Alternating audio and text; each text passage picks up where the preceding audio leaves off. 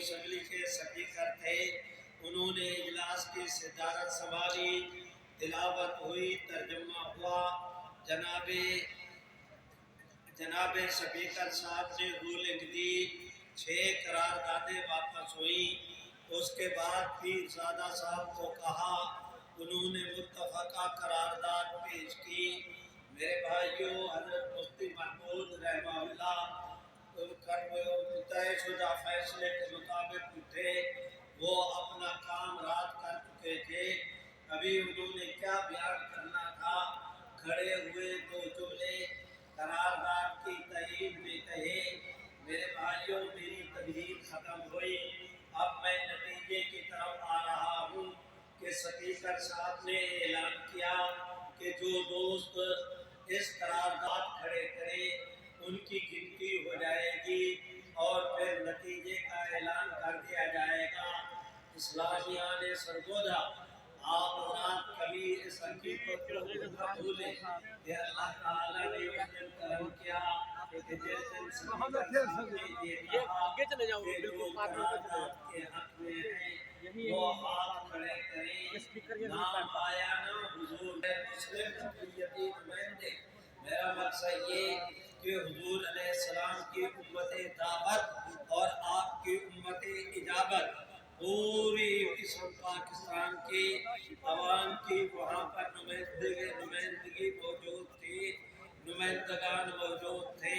Speaker صاحب نے کہا کہ جو قرارداد کے حق میں ہیں وہ ہاتھ کھڑے کریں۔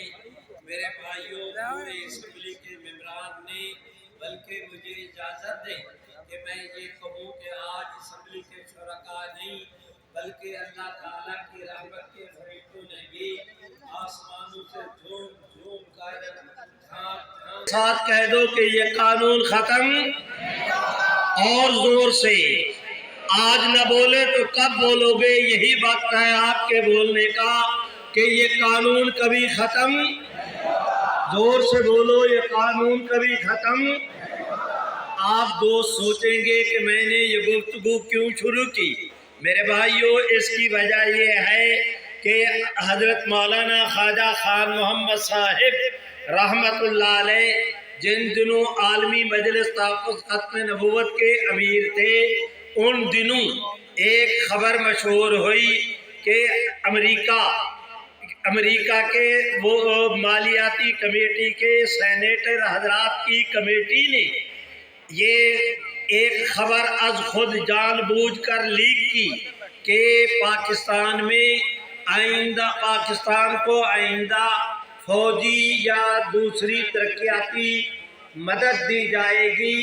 وہ مشروط ہوگی اس بات کے ساتھ کہ قادیانیوں سے متعلق اس قانون کو ختم کر دے۔ اگر پاکستان گورنمنٹ یہ یقین دہانی کرائے کہ قانون کو ختم کریں گے تو ہم اسے بجٹ کے اندر ان پاکستان کی امداد کی رقم رکھیں گے، اور اگر پاکستان گورنمنٹ ہمیں یقین دہانی نہیں کراتی تو پاکستان کو کوئی امداد نہیں ملے گی۔ ابھی تک انہوں نے ایجنڈے کا حصہ نہیں بنایا تھا، جان بوجھ کر یہ خبر لیک کی کہ پاکستان سے اس کے متعلق رد عمل سامنے آنا چاہیے کہ کیا پاکستانی قوم، اسلامیان وطن ٹھنڈے پیٹوں اس بات کو قبول کر جائیں گے؟ مجھے بھائیوں یاد نہیں، خوب یاد ہے کہ وہاں پر خانقاہ سراجیہ میں